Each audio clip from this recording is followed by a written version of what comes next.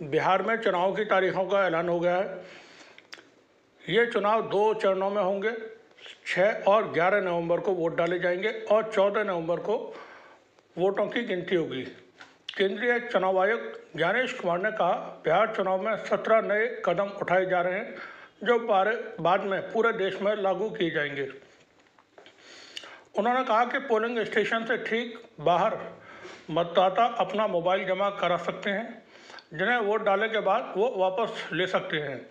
चुनाव आयोग ने यह भी बताया कि बिहार विधानसभा चुनाव के लिए कुल मतदाता लगभग 7.43 करोड़ हैं, जिनमें करीब 3.92 करोड़ पुरुष और 3.50 करोड़ महिलाएं और 1725 ट्रांसजेंडर मतदाता शामिल हैं।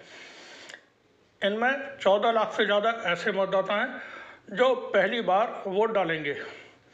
चुनाव आयोग ने बताया कि बिहार में कुल 90,712 मतदान केंद्र बनाए गए हैं।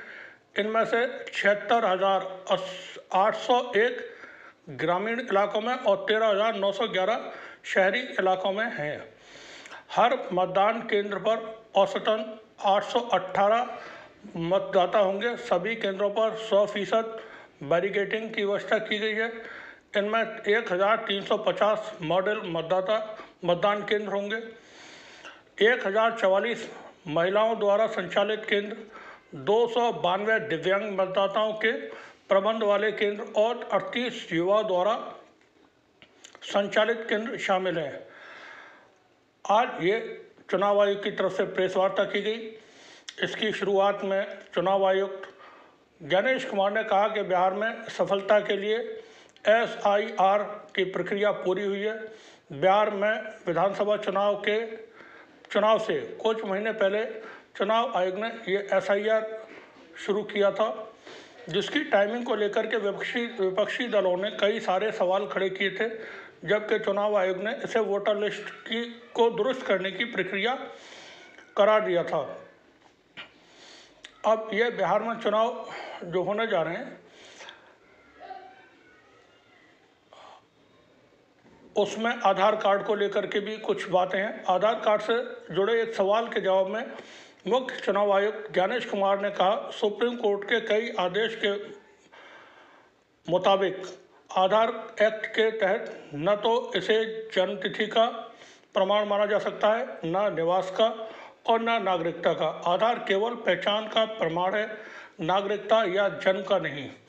उन्होंने कहा, सुप्रीम कोर्ट ने कहा है कि हम यह मानते हैं कि आधार कार्ड पहचान के लिए इस्तेमाल किया जा सकता है, लेकिन इसे नागरिकता या जन्म तिथि के प्रमाण के रूप में नहीं माना जा सकता।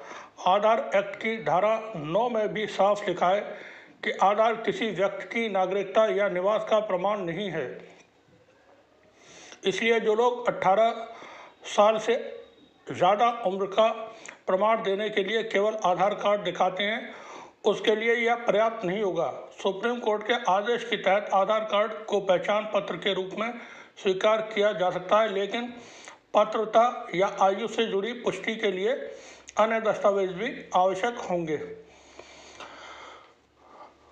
अब ये चुनाव जिसका ऐलान हो गया है, वो यहाँ बिहार में होने वाले हैं। बिहार में जो विधानसभाओं की मौजूदा स्थिति है, वो बीजेपी के पास 80 है, RJD के पास 77, JDU के पास 45, कांग्रेस के पास 19, कम्युनिस्ट पार्टी ऑफ इंडिया के पास 11 सीटें हैं, हिंदुस्तानी अवामी मोर्चा 4 है, कम्युनिस्ट पार्टी ऑफ मार्क्सिस्ट उनके पास 2 हैं, कम्युनिस्ट पार्टी ऑफ इंडिया के पास 2 सीटें, ऑल इंडिया मजलिस इत्तेहादुल मुस्लिमीन AIMIM के पास 1 है और 2 निर्दलीय हैं।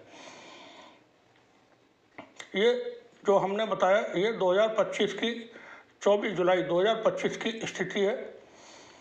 अब बिहार में जो चुनाव होंगे, इसमें 2 गठबंधन बहुत अहम है। इसमें NDA, जिसमें भारतीय जनता पार्टी और नीतीश कुमार की JDU शामिल है। वहीं जो दूसरा गठबंधन है वो इंडिया गठबंधन है, जिसमें सेकुलर पार्टियां शामिल होंगी और उसमें कांग्रेस पार्टी है, RJD है और कई सारी पार्टियां शामिल हो सकती हैं। वहीं AIMIM ये एक बड़े फोर्स के तौर पर बिहार में चुनाव के मैदान में मौजूद है।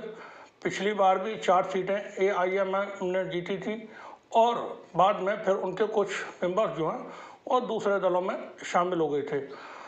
अब यहाँ जो चुनाव फिलहाल होने वाले हैं उसमें AIMIM का जो परफॉर्मेंस होगी वो बड़ी अहमियत रखेगी, क्योंकि आगे चल के जो सरकार बनेगी उसमें अभी नहीं कह सकते किस गठबंधन की सरकार बनेगी या किस दल की बनेगी। ऐसे में एक संयुक्त सरकार जो गठबंधनों की बनती है अलग अलग, उसमें किसी भी दल के लिए कोई भी अपॉर्चुनिटी हो सकती है। अब चुनाव के बारे में फिर से बता दें, ये 6 और 11 नवंबर को होंगे। 14 नवंबर को मतों की गणना होगी। शुक्रिया आप सभी का।